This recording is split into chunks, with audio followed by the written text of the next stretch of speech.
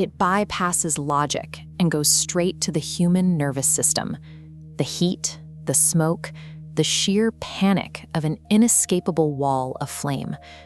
For centuries, this fear was given a specific shape: pits of molten rock, bodies contorted in agony, monstrous figures enforcing an endless, agonizing sentence. And this imagery was not kept in private. In massive, crowded revival tents and overflowing congregations, this vision was preached with absolute certainty. It became a shared, unquestionable reality for millions. But here is the strange truth. The single English word we use to describe this place, hell, is actually a linguistic mask. It hides a long, complicated history. To understand how this threat gained so much power over the human mind, we have to trace its assembly line. We have to go back to a time long before the fire was ever lit. The earliest human underworlds were completely devoid of flames. In ancient Mesopotamia, the realm of the dead was known as the land of no return. It was silent, dark, and still. We know from the earliest human records that they imagined a deeply diminished existence.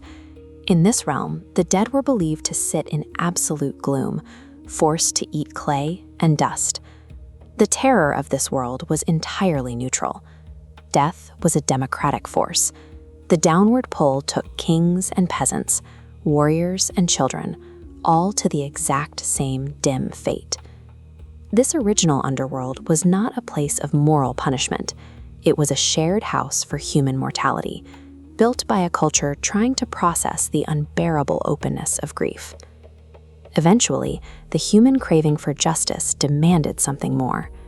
The Egyptians transformed the afterlife from a simple, quiet grave into an active courtroom. They introduced the weighing of the heart. A person's entire archive of deeds was balanced against the feather of truth. If heavy with cruelty, the dead person was devoured by the monster Ammon, waiting right beside the scale. But notice what happens here. This punishment was complete annihilation. The person simply ceased to exist.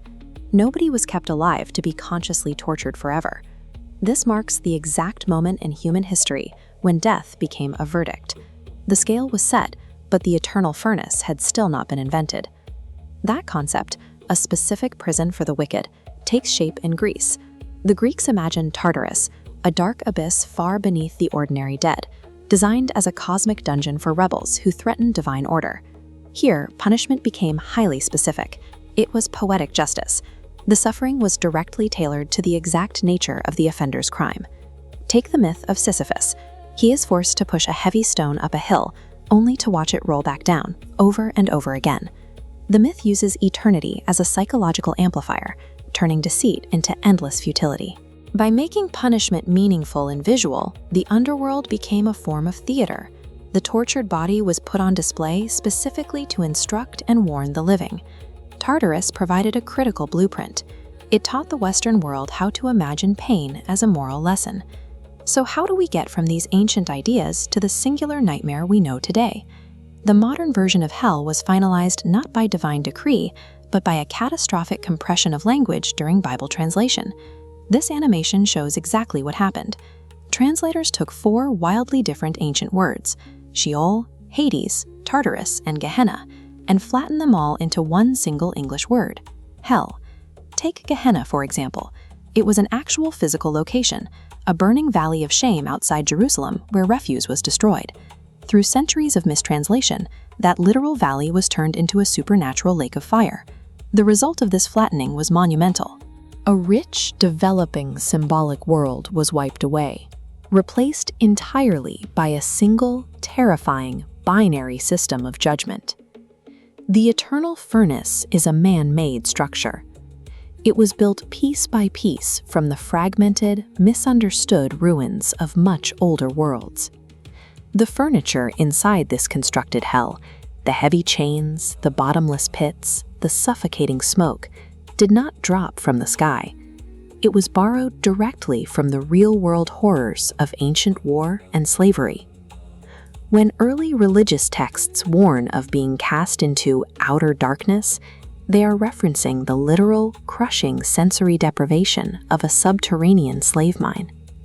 The infamous Lake of Fire was an image drawn by the survivors of actual burned cities.